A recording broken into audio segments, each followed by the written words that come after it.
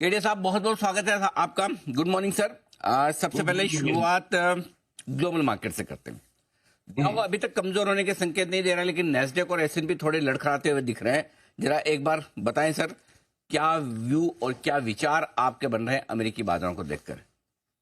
कल लेट रात को मैं वर्ल्ड की सारी महत्वपूर्ण इक्विटी इंडेक्सेस को ध्यान से देख रहा था। हम्म। शंघाई कॉम्पोसाइट को छोड़कर किसी में भी बढ़ने की ताकत नहीं है, सारे गिरना शुरू हो चुके हैं। शंघाई कॉम्पोसाइट मतलब वो क्या है ना, वो पुराना मुहावरा है ना, बुल इन चाइना शॉप। तो बाकी सारे संसार से जब बुल निकल जाता है वो चाइना शॉप चला जाता है। लास्ट 2 साल से यही हो रहा है, जब चाइना बढ़ता है सारा संसार लुढ़क जाता है। तो वही पिक्चर वापस बन रहा है। निक्केई में हो सकता है 20-22% की धुलाई हो जाए। कॉस्पी परसों 3% गैप डाउन से खुल गया।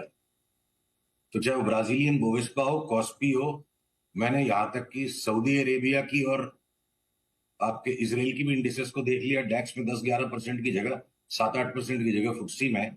और ये नैस्डैक ने जो लास्ट वीक अपनी बात हुई थी ना, जरा सा छदमी सी उछाल दे रहा है।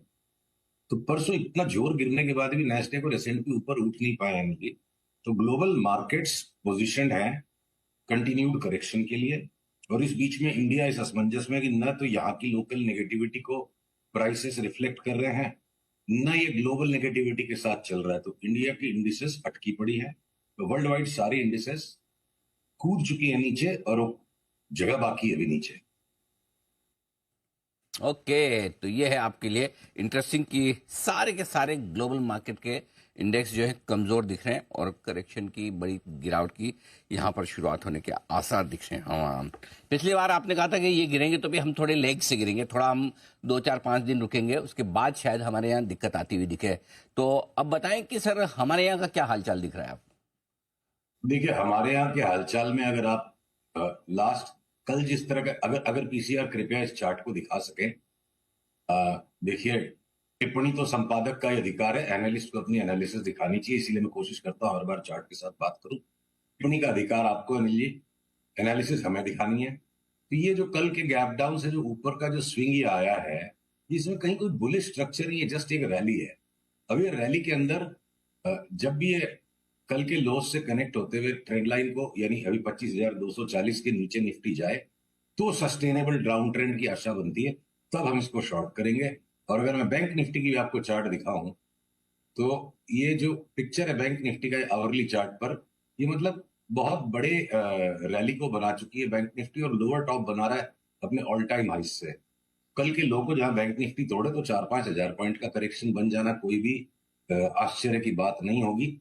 तो हम ये इंट्राडे में 200-250 पॉइंट की निफ्टी की उछाल या 300-400 पॉइंट की बैंक निफ्टी की उछाल पर उत्तेजित नहीं होंगे, किनारे बैठेंगे, और जब डाउन ट्रेंड कंफर्मेशन आएगा तब पटक के देके मारेंगे। ये है आपके लिए राय, हमारे बाजारों पर भी सिग्नल आना चाहिए। अब दो चीजें हैं सर। एक, फिर ऐसी सिचुएशन में अगर बड़ी गिरावट के आसार हों, आशंका हो, डर हो, तो क्या इन्वेस्टर्स को भी अपना पोर्टफोलियो खाली कर देना चाहिए? Zero, thank you very much. Sir, जिसने पोर्टफोलियो खाली कर दिया हो तो इन्वेस्टर कहलाएगा ही नहीं। नहीं नहीं, अभी आपके बोलने की बात करेंगे। ना ना जी, देखिए पिछले 200 साल में लगातार आबादी बढ़ रही है। लगातार वर्ल्ड की एक एक सरकार बिल्कुल बेशर्मी से पैसा छाप छाप के बाजार में फेंक रही है। करेंसी बढ़ती जा रही है, आबादी बढ़ती जा रही है, और जिन कंपनियों के पास मुनाफे का डिविडेंड बांटने के बाद बचे हुए पैसे से ग्रोथ अपॉर्चुनिटीज है, वो जो कंपाउंडिंग क्रिएट कर रही है। तो शेयर मार्केट एक परमानेंट बुल मार्केट है। इस परमानेंट बुल मार्केट में जब तक ये सरकारें इस संसार की सरकारें बदलेंगी नहीं, कलयुग में तो होने वाला नहीं है। स्टॉक मार्केट लॉन्ग टर्म में तो परमानेंट बुल मार्केट है। इसमें बीच बीच में टाइम टू टाइम जो बड़े झटके और करेक्शन आएंगे, तो उस टाइम पे काम ये है। अब तकिए में तो रुपया भर नहीं सकता कोई। जिसके पास इतना रुपया अभी तकिए में नहीं जाएगा वो क्या करेगा? जो तकिए में रुपया भर सकता हो तो सारा माल बेच ले। I am talking of very big portfolios, very high net worth investors, large institutional money. तकिए में थोड़े रुपया भर सकते हैं। उस टाइम काम इतना ही बचता है कि जो स्टॉक्स बेरिश करेक्शन में पार्टिसिपेट करने तैयार नहीं है, क्योंकि उनकी बॉटमिंग आउट प्रोसेस तब चल रही थी जब बाकी का तेज बुल मार्केट था। तो कॉन्ट्रा ट्रेंड स्टॉक्स की तरफ हम बढ़ सकते हैं। लास्ट 10-12 दिन में जो अपने निवेशकों को Tasty Bites, Tata Elxsi, Angel Broking, इस तरह के जो स्टॉक्स लेते जा रहे हैं, आज भी हमने ये कहा कि इन स्टॉक्स को लो, और जब निफ्टी में सिग्नल आएगा और फ्यूचर्स में सिग्नल आएगा तो हम बेचेंगे। ओके, सिग्नल आने पर होगी बिकवाली, ये है आपकी राय। अच्छा, अब बताएं सर कि जी सॉरी, आप कुछ कह रहे थे। ग्लोबल मार्केट से एक बड़ी महत्वपूर्ण बात छूट गई है, मैं उसको उस वक्त बोल नहीं पाया था। क्या इस वक्त आपकी बात के बीच में मैं उस महत्वपूर्ण बात को दिखा? जी जी, प्लीज प्लीज कहिए सर, हमने आपको सुनने के लिए तो बुलाया सर। नहीं पर ऐसा ना, इन सीक्वेंस हम आपस में बात करेंगे। जी जी जी तो जी। देखिए, यूएस इंटरेस्ट रेट्स को लेके बवाला मचा हुआ है। पावेल साहब के स्टेटमेंट को लोगों ने किस कदर सुन लिया। उन्होंने तो एक बड़ी पॉलिटिकल बात कह दी, time has come for change in policy and age indicators and economic factors will fall in place. बिल्कुल राजनीति वाली बात कह दी। किस तरह की बात कह दी? कोई लड़का बोले जी अब मैं शादी करने में इंटरेस्टेड हूं। एक तो बेगाने की शादी में अब्दुल्ला दीवाने होते हैं, और एक होता है लड़का बोले मैं शादी करने में इंटरेस्टेड हूं, सारे अब्दुल्ला दीवाने हो गए। शादी नहीं होगी तो? पावेल साहब की बोली बात 10 में से तो 8 बार होती नहीं है। अब यूएस डॉलर जैपनीज येन में, यूरो जेपीवाई में जो बड़ा स्लाइड आना है यूरो की वैल्यू में, जेपीवाई जब एक्सट्रीमली स्ट्रांग हो जाएगा यहां से वापस, जो 15-20 दिन 1 महीने पहले जो बड़ा स्लाइड आया था, अब उसका भी और बड़ा रूप मैं देख रहा हूं, इन टाइम ट्रिगर होने वाला है, उससे भी बड़ी चाल। तो यूरो यूरो बुरी तरह से गिरेगा येन के सामने, और डॉलर इंडेक्स बढ़ेगी, क्योंकि 65% यूरो है। बढ़ते डॉलर पर आप अमेरिका की रेट्स को घटाओगे। अब डेटा डेटा डिपेंडेंट है, फ्राइडे को डेटा खराब हो जाएगा, जो कंसेंसस हो गया, पूरा मार्केट पोजिशन हो गया कि रेट्स तो घटेंगे। क्यों जी? लड़के ने बोल दिया मैं शादी करने में इंटरेस्टेड हूं, तो शादी होने तो दो। तो ये रेट्स के ऊपर जो एक्सट्रीम पॉजिटिविटी का पोजिशनिंग हो गया, 100% कंसेंसस, तो ये कभी वर्कआउट आज तक हुआ नहीं है। और ये जैसे ही डिफ्यूज होगा, मुझे लगता है ग्लोबल इक्विटी इंडिसेस में डाउन ट्रेंड जोर से और एक्सिलरेट हो जाएगा। सर, कुछ ऐसे लेवल दे सकते हैं कि जिनके नीचे जाए निफ्टी, बैंक निफ्टी या जो भी, तो उसके बाद भाई खाली कर दो अब, मतलब नहीं है जिद करके बने रहने का, लॉन्ग टर्म वॉन्ग टर्म सब छोड़ दो, एक बार दिमाग मत लगाओ, हल्के हो जाओ। नहीं, हल्का तो होने में जो लोग ट्रेडर्स हैं उसके लिए देखिए, एक बार दोबारा से रिक्वेस्ट करूंगा मैं इस चार्ट के लिए, अगर ये निफ्टी बैंक निफ्टी में डिप आ भी गया, तो ये कोई 23,500 तक निफ्टी चली गई, तो अगला पड़ाव इसका 27,000 हो सकता है।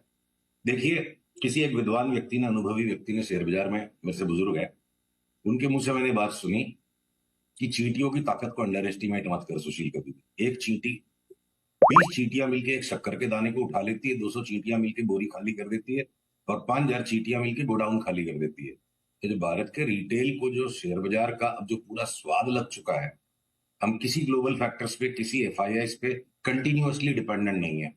तो वो एक जस्टिफिकेशन हो सकता है जो ये चार्ट दिखा रही है निफ्टी की, कि ये अगर डाउन ट्रेंड शुरू हो गया, 25,200 के नीचे, 240 के नीचे अगर आज बंद हो जाते हैं, ज्यादा दूर नहीं है उस लेवल से, उसके नीचे बंद हो जाते हैं, डाउन ट्रेंड चालू शुरू हो जाता है, और हम 23,500 भी चले जाते हैं, तो ये मतलब 1700 पॉइंट 25,000 की इंडेक्स के ऊपर मतलब 7% हुआ।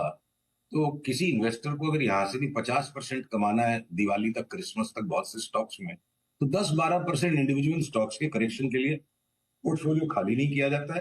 थोड़ा कैश रेस कीजिए, और 10% नीचे माल मिलेगा तो दोनों हाथ से दबोच के वापस लेगा। एकदम आपने परफेक्ट बता दिया कि भाई ऐसा नहीं कि आप सब बेच के जीरो करके भाई कि मैं तो गंगा स्नान के लिए जा रहा हूँ, तो ठीक है, थोड़ा बहुत प्रॉफिट बुक कर ले, कैश सर, रखें। गंगा स्नान के लिए तो यूरोपियंस जाएंगे जिन्होंने हद के बाहर खर्चे किए, अमेरिकन जाएंगे जिन्होंने हद के बाहर बिना कमाई के उधार ले लेके दिवालिया बैलेंस शीट पे खर्चे किए। इंडिया की तो जवानी शुरू हो रही है, गंगा स्नान करने अमेरिकन जाए बुढ़ापे में, हम क्यों जाएंगे? बढ़िया है। लेकिन तो पैदाइशी ऐसे ही हो तो, उधार उनका तो नियम ही है कि जब तक जियो उधार लो घी पियो। नहीं मतलब ये तो क्या है ना, साइकिल्स आती है, तो उस समाज की उन्नति का साइकिल कंप्लीट हो गया, और सारे मूर्खता भरे काम चलते जा रहे हैं, एक न एक दिन तो चुकाना पड़ेगा। बात सही है आपकी। चलो बढ़िया है। अच्छा, अब जब बेचने का मन करे तो सबसे पहले और सबसे ज्यादा किसको बेचना है, ये बताइए। जिसके जो हाथ लग जाए, देखिए भाग्य भी कोई चीज है, पर जो अब इन्फोसिस पे कुछ लोगों ने ट्विटर पे भर्त्सना की, तो भाई साहब, आपकी अपनी बारात में जिस घोड़ी पे आप बैठोगे ना, उसको बिल्कुल कंट्रोल करके संभाल के चलाने वाला साथ में होता है। ट्रेनिंग करोगे तो शादी की अपनी अपनी बारात की घोड़ी नहीं होती है, वो रेस कोर्स की घोड़ी होती है। सिर्फ पागल साहब ने मीठी मीठी बातें कर दी, उनका काम है मीठी बातें करना, और उसके ऊपर में लोग अब आईटी के स्टॉक्स ले लेंगे, तो चार्ट उनके खिलाफ है। आईटी के स्टॉक्स में शॉर्ट सेल सिग्नल आने लग गए, सिलेक्टिवली कुछ हो सकता है। एफएमसीजी भी पार्टी को कुछ समय में ज्वाइन कर ले, और अगर ये निफ्टी का डाउन ट्रेड आया, तो हम मेटल्स के स्टॉक्स को शॉर्ट करेंगे, ऑटोस को शॉर्ट करेंगे, लार्ज बैंक्स जिसमें हो सकता है एचडीएफसी और आईसीआईसीआई, छोटे वाले नहीं करेंगे। तो अनिल जी, बेसिकली जो लार्ज कैप्स में सेचुरेशन है और हर सेक्टर के जो लार्जेस्ट स्टॉक्स हैं वहां पर भारीपन है। खरगोश तो अभी भी फुदक रहे हैं। तो चलिए ये है। अच्छा सर, कुछ खरीदना है या अभी खरीदने से बिल्कुल परहेज करें? ना बिल्कुल परहेज क्यों कर रहा है, मतलब अगर अगर ट्रेंड दे रहा है Angel Broking, Tasty Bites, Tata Elxsi, तो वो हमें खरीदना है। अब जैसे अपनी लास्ट टाइम बात हुई थी मीडिया की, तब जैसे पीवीआर की अगर चार्ट दिखाओ तो आज हमने अपने क्लाइंट्स को बोल दिया कि भैया 1580 का टेक प्रॉफिट करो और वापस 1330 में मिलेगा तो लेके 1700 में बेचेंगे। तो तो अलग अलग स्टॉक्स, अलग अलग सेक्टर्स अलग अलग काम कर रहे हैं। जो लेट मूवर्स हैं हम अभी भी उनको ले रहे हैं।